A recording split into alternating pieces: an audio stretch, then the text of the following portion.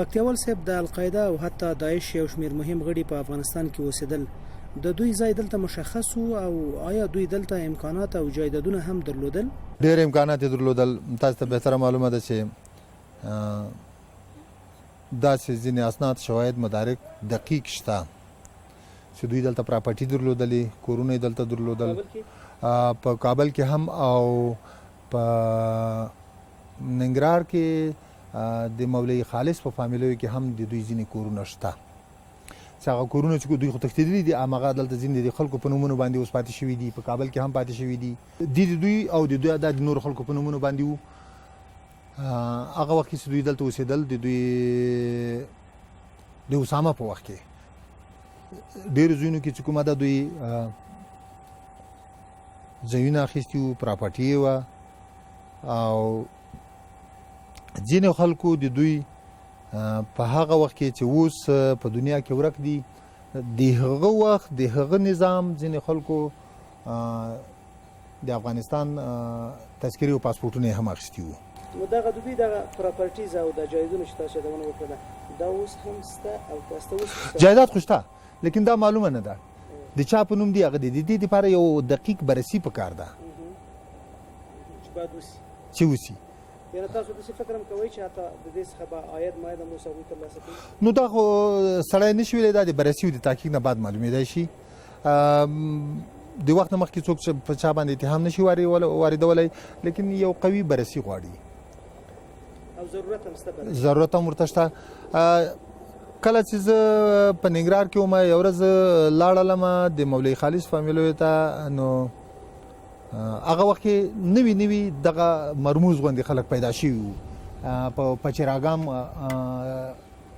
ساحه کې.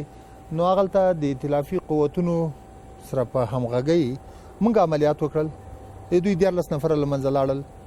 بیا هغه نه بعد ما ته هلته یو کس ویلي چې دغه مولوي خالص فامیلیو کې دغه ځایونو کې دا د دوی د ټریننګ سنټر اوسي. بیا وروسته د امریکایانو د بمباریو په وجه باندې له منځه لاړل. دوی بیا د دې نه بعد لاړل تورابورې ته. تورابوره خو مکمل له منځه تللې ده، لیکن هغه تونل او هغه سمڅې او هغه څه چې دوی دغه وخت جوړ کړي دغه اوس هم شته. پکتیوال صاحب تاسو مخکې څه یادونه وکړه د مجاهدینو ترڅنګ تاسو ویل چې دغه خلکو په افغانستان کې تذکرې او پاسپورټونه هم اخیستي. بله په دې اړه کله طالبانو د حکومت مخکې چې کله د مجاهدینو حکومت ودلته په هغه وخت کې ځینې کسانو ته پاسپورټونه او تذکرې ورکولی شوي وو بهرنیانو ته. په هغه وخت کې زه چې کله بیا رئیس د انټرپول وم د دوی په مورد باندې څه معلوماتونه چې ما په لاس باندې راوړو د هغې یو حصه معلومات ما بیا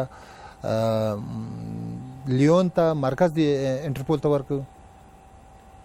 د دوی فنګر فرینټس، د دوی عکسونه، د دوی اصلي نوم، اصلي د زیږېدلو ځای، افغانۍ نوم یې دغه ټول دغه ډیټابیس اکثر موږ هغو ته سپارلي دي او په دې مورد باندې به زه متیقن یم چې انشاءالله هغوی به هم اجرات کړي. اوس بیا دوی کله چې دوی وتښتېدل او دغسې اوس هغه د سترو تروریستي ډلو مشران دي، هغه وخت کې دوی پاسپورټونه او تذکرې په افغانستان کې بیرته لغوه شوې که نه؟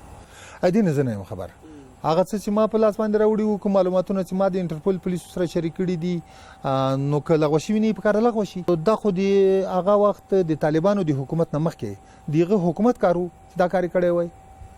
او دویمه خبره دا ده چې کله دوی دې خلکو ته پاسپورټ یا تذکره یا هر څه ورکول، دا خو د دې دپاره خو یو خاص قانون ده